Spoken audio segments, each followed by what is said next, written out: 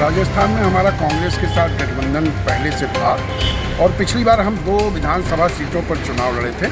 इस बार हम कांग्रेस के साथ मिलकर लड़ने की तैयारी कर रहे हैं। कांग्रेस से राष्ट्रीय लोकदल की सकारात्मक बातचीत चल रही है और बातचीत संतोषजनक है और हमने उनको जो हमारी रिक्वायरमेंट है, जो जिन सीटों पर हमने तैयारी की है, हम लड़ना चाहते हैं, हमने उनको बता दिया है। राजस्थान में गठबंधन किन सीटों पे होगा या नहीं होगा, यह निर्णय अखिल भारतीय कांग्रेस कमेटी के स्तर पर होना है।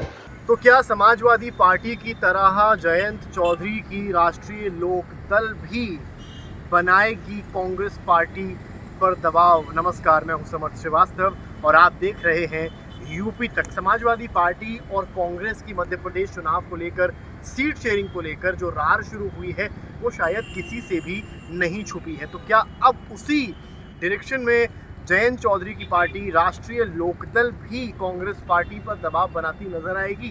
राज्य होगा राजस्थान। राजस्थान में जितना की जानकारी है, राष्ट्रीय लोकदल 2 सीट्स पर पिछली दफ़ा चुनाव लड़ी थी, जिसमें एक सीट पर वो बीजेपी से 30,000 वोट से हारी, तो वहीं एक सीट पर बीजेपी को 15,000 वोटों से हराया और जो कैंडिडेट वहां पर जीते वो अशोक गहलोत की सरकार में कैबिनेट मंत्री भी रहे। तो अब सवाल ये है कि राष्ट्रीय लोकदल ये मानती है कि वहां पर जो जाट वोटर है वो ठीक ठाक है, यानी कि ये माना जाता है कि राजस्थान की जो 200 सीट्स हैं उनमें से लगभग 40 सीट्स ऐसी हैं जहां पर जाट वोट जो है वो आता है और जयंत को ये लगता है कि जाट वोट राजस्थान में आरएलडी के पक्ष में वोट कर सकता है। इसी के चलते वहां की 5 विधानसभा सीटों पर जयंत चौधरी अभी तक कैंपेनिंग भी कर चुके हैं आरएलडी को लेकर। एक और मध्य प्रदेश को भी लेकर जो समाजवादी पार्टी का खेल हुआ, यानी कि जो दबाव बनाया गया और कांग्रेस ने बात नहीं मानी। अखिलेश ने कहा कि 1-1 बजे तक नेताओं को बैठा के रखा आपने। कांग्रेस ने कहा कौन अखिलेश वखिलेश, तमाम इस तरह की बयानबाजी। फिर रामगोपाल की तरफ से बयान आता है छुड़वैया नेताओं पर मैं बयान नहीं दूंगा। तो ये इस बहसबाजी के बीच में अब मध्य प्रदेश से हटकर जो चुनावी शंखनाद है वो राजस्थान की ओर शिफ्ट हुआ है और चर्चा गलियारों में ये है कि क्या आरएलडी भी अब उसी डायरेक्शन में बातचीत करेगी।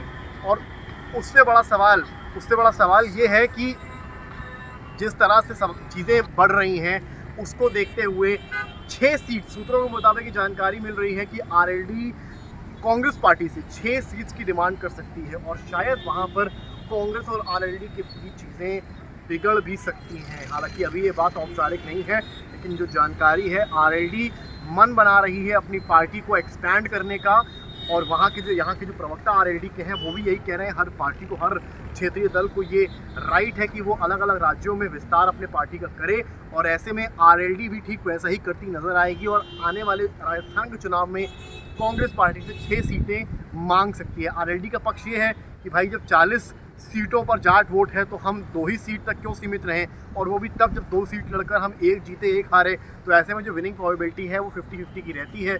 तो ऐसे में कांग्रेस पर आरएलडी दबाव बनाती हुई आने वाले वक्त में दिख सकती है और अब देखना होगा कि कांग्रेस पार्टी की तरफ से अजय राय ने बीड़ा जिस तरह से यूपी में खोला था, क्या राजस्थान में भी वैसा ही बीड़ा कोई नेता, कोई राज्य का स्तर का नेता आरएलडी या जयंत चौधरी के खिलाफ खोलेगा, या आरएलडी को बेहद आसानी से कांग्रेस 6 की जगह 4 या 6 सीटें दे देगी। और अगर नहीं देती है तो क्या जो मतभेद सपा यानी कि अखिलेश और कांग्रेस के बीच जो उपजे थे, क्या वही मतभेद आरएलडी और कांग्रेस के बीच उपजेंगे? अगर ऐसा होता है तो इंडिया अलायंस के लिए ये अच्छी खबर बिल्कुल भी नहीं है, क्योंकि कांग्रेस इंडिया अलायंस का मुख्य हिस्सा है और आरएलडी और सपा दोनों ही इसके अलाय पार्टनर्स हैं। और ऐसे में सपा से मतभेद के बाद इंडिया अलायंस में आरएलडी से भी मतभेद होगा, फिर शायद तमाम वरिष्ठ नेता, तो चाहे राहुल, प्रियंका या नीतीश कुमार हो, उनको भी दखलंदाजी करनी पड़ सकती है।